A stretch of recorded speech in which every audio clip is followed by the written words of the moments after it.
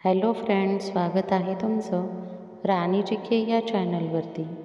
प्रश्न पहिला आहे, सोमप्रकाश हे बंगाली वृत्तपत्र कोणी सुरू केले?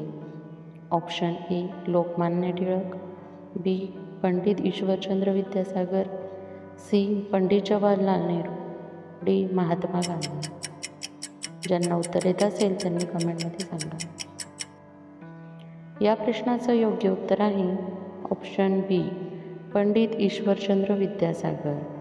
द्वारकानाथ विद्याभूषण यांच्या संपादनाखाली 1859मध्ये ईश्वरचंद्र विद्यासागर यांनी सोमप्रकाशाची सुरुवात केली।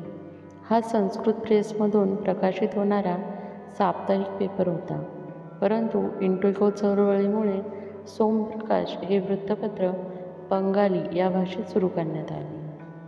प्रश्न दुसरा आहे, पानशेत धरण पुणे जिल्ह्यातील कोणत्या नदीवर आहे?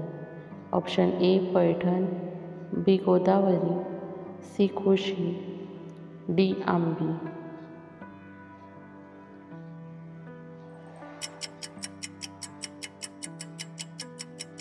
या प्रश्नाचं योग्य उत्तर आहे ऑप्शन डी आंबी। पानशेत धरण हे महाराष्ट्रातील पुणे जिल्ह्यात आंबी नदीवरील धरण आहे।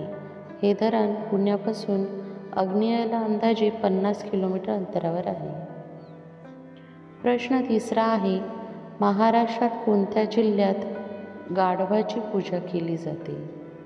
Option A Mumbai, B Amravati, C Ratnagiri, D Jalna.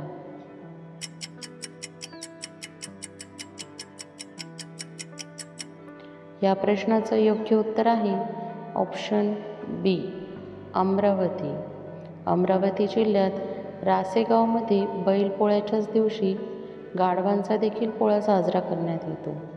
Achalpur तालुक्यात असलेलं रासेगाव गाढवांच्या पोळ्यासाठी पंचक्रोशात देखील प्रसिद्ध आहे। या दिवशी ज्याप्रमाणे बैलांचा साजशृंगार केला जातो, त्याचप्रमाणे गाढवांचा सुद्धा साजशृंगार करून गाढवांना पुरणपोळी, कुरड्या, पापड, भजी यांसारखे स्वादिष्ट पदार्थ दिले जातात। ज्याप्रमाणे बैलांचा सन्मान केला जातो, त्याचप्रमाणे गाढवांचा देखील केला जातो।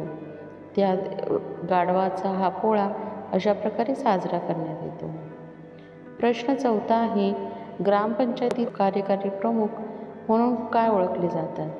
ऑप्शन ए ग्रामपंचायत सदस्य, बी कोतवाल, सी सरपंच, डी पोलीस पाटील। या प्रश्नाचं योग्य उत्तर आहे ऑप्शन सी सरपंच। ग्रामपंचायतीचे कार्यकारी प्रमुख म्हणून सरपंच हे ओळखले जातात। प्रश्न पाचवा आहे, निळे सफरचंद कोणत्या देशात आढळतात?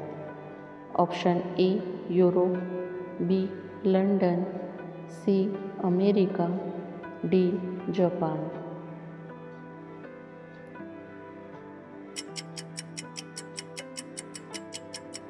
या प्रश्नाचं योग्य उत्तर आहे ऑप्शन डी जपान। जपान आणि चीन या देशामध्ये निळे सफरचंद हे आढळून येतात। फ्रेंड्स, तुम्हाला व्हिडिओ कसा वाटला हे कमेंटमध्ये नक्की सांगा।